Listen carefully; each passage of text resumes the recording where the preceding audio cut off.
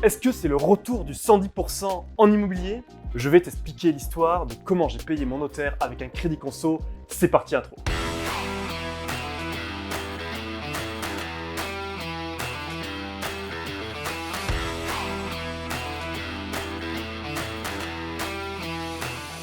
Donc bonjour à toi Phoenix, j'espère que tu vas bien. Donc bienvenue dans cette nouvelle vidéo de la chaîne de Phoenix Institute. C'est Antonin, bonjour à toi. Donc dans cette vidéo, nous allons voir, je vais te raconter certaines choses et je vais te raconter ensuite les leçons que j'en ai tirées de cette expérience, de comment j'ai payé mon notaire, enfin les frais de notaire, avec un crédit à la consommation. Si ce contenu te plaît, pense à t'abonner à la chaîne de Phoenix, à activer la cloche de notification et à laisser un petit pouce bleu en dessous de la vidéo. Merci à toi. Donc du coup, comme tu peux le savoir, avec Alexandre et moi, du coup, on était à peu près dans le même délire. On a acheté une quarantaine de biens immobiliers en très peu de temps. C'était environ 3 ans, un peu plus de 3 ans. Donc on a vraiment construit un patrimoine immobilier très rapidement. Et dans l'immobilier, le nerf de la guerre, c'est le cash. Parce qu'un entrepreneur, de toute façon, l'entrepreneuriat en général, c'est le cash qui fait qu'un entrepreneur accélère. Et c'est vrai que malheureusement, on a rencontré des difficultés au bout d'un moment qui étaient que quand tes réserves de cash s'épuisent, parce que du coup, tu mets de l'apport dans un projet, tu places ton argent ici, tu achètes un peu de crypto, ou alors tu fais ton entreprise à côté. Enfin, ton cash va beaucoup sortir. Et du coup, à un moment donné, je me suis retrouvé un petit peu pieds et poings liés avec du coup cette histoire de cash. Et j'étais en train d'acheter un autre immeuble, en fait, tout simplement. Et malheureusement, je n'avais pas assez de fonds propres, parce que du coup, la banque peut faire financer à 110%. C'est toujours possible, ça existe toujours, c'est bien plus rare.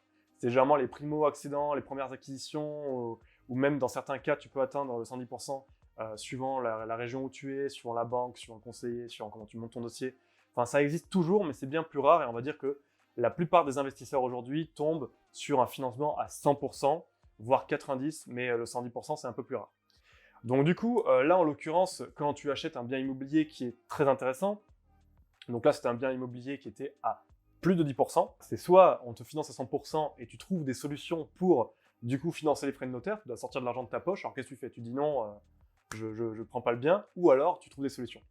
Et moi donc du coup ça m'est arrivé 2 fois, donc pour 2 acquisitions différentes.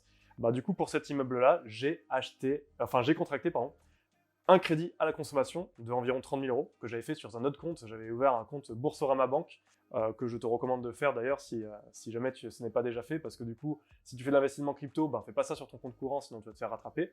Et là, en l'occurrence, j'avais fait un crédit conso et c'était mon épargne. Donc dès que je me suis fait financer par la banque, j'ai juste eu à faire un virement de mon compte Boursorama Banque à mon compte courant de ma banque pour financer les frais de notaire. Il n'y avait aucune banque qui me suivait sur du 110%, donc du coup j'ai fait du 100%. Donc quelle est la leçon à en tirer? C'est que comme je te disais tout à l'heure, donc du coup le 110%, c'est quelque chose qui devient de plus en plus rare, et comme je te le disais encore un petit peu avant, aujourd'hui, la force d'un entrepreneur de l'immobilier, c'est le cash. Le cash, c'est ce qui va permettre du coup de réaliser des projets, de faire levier auprès des banques, et c'est extrêmement important. Donc le 110%, c'est toujours possible d'en avoir. C'est plus compliqué si tu es vraiment un investisseur qui achète de façon systématique des biens sur une période, une période très courte. Mais voilà, si jamais ton dossier est bien monté, d'ailleurs, je t'invite à regarder la vidéo sur le dossier bancaire si jamais ça t'intéresse de construire un dossier solide. Mais si ton dossier est bien banqué, ça va favoriser tes chances. Sinon, comment faire pour avoir du 110%? Comment faire pour justement avoir ce cash à chaque fois qui revient? Donc, ça, c'est des petits conseils que je vais te donner. Alors, moi, maintenant, c'est ce que je fais, pareil, avec la Team Phoenix, c'est ce qu'on fait généralement quand on achète des biens. C'est que du coup, il existe 2 solutions. Alors, soit, je te recommande pas forcément de faire ça c'est vraiment ma propre histoire, mais du coup, tu peux toujours créer un crédit à la conso pour justement financer tes frais de notaire, si jamais tu es dans la même situation dans laquelle j'ai été il y a quelques temps, parce que voilà, tu dois t'adapter. Soit tu peux bien entendu faire en sorte de budgétiser un peu plus des travaux. Si jamais tu as des travaux à faire dans un bien, ce que je te recommande vraiment de faire d'ailleurs, même si ton bien est on va dire clé en main à 10%, je te recommande de créer une enveloppe travaux, parce que du coup ça te permettra 2 choses, ça te permettra d'augmenter la durée de ton différé. Donc ça c'est la première des choses. Si jamais tu obtiens un crédit, tu peux demander un différé de remboursement de crédit de 1 an, enfin de 6 mois, 1 an, 2 ans. Maintenant, le 3 ans est rare, mais tu peux toujours obtenir du 3 ans si jamais tu négocies bien. Et du coup, amasser, on va dire, de la trésorerie pendant tout ce laps de temps. Donc, faire un budget de travaux, ça te permet de demander du différé, avoir un argument auprès de la banque pour demander un différé.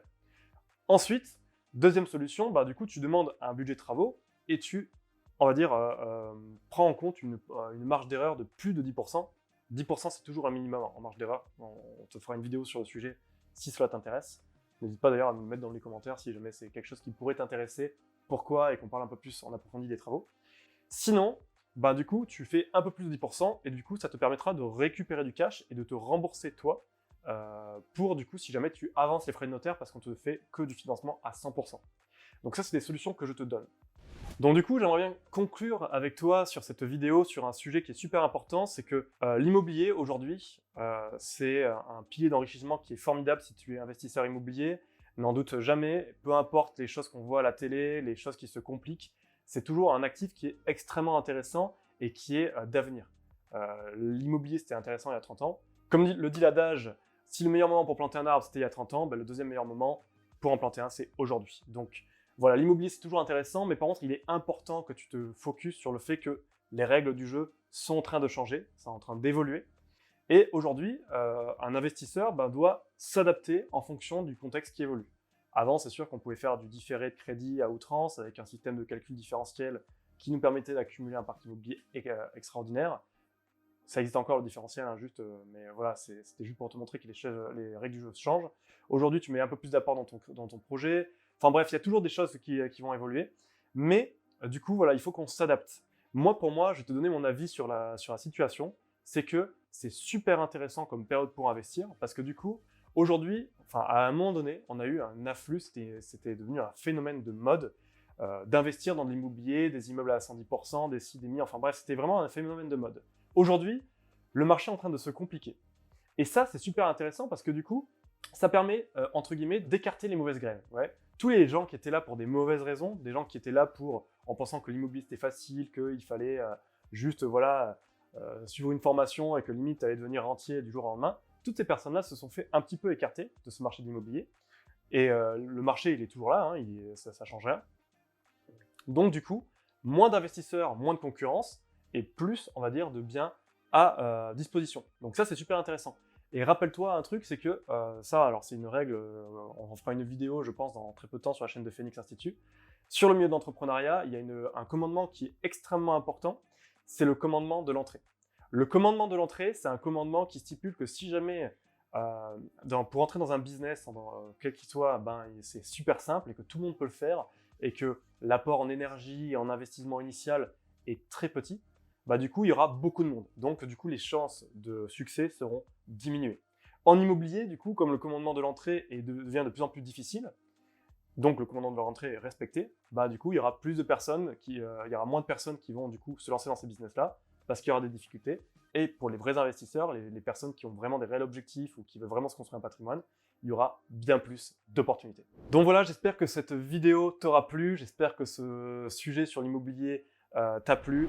Pense à t'abonner, comme je te disais en début de vidéo, si jamais tu aimes le sujet de l'immobilier, de l'entrepreneuriat, de la finance, tout ce qui permet en fait de construire sa richesse, son patrimoine, placer, préparer son avenir, toutes ces choses qui sont extrêmement importantes, voilà, t'es au bon endroit. Nous, on est passionnés de ces sujets chez Phoenix, donc nous sommes heureux de partager ça avec toi.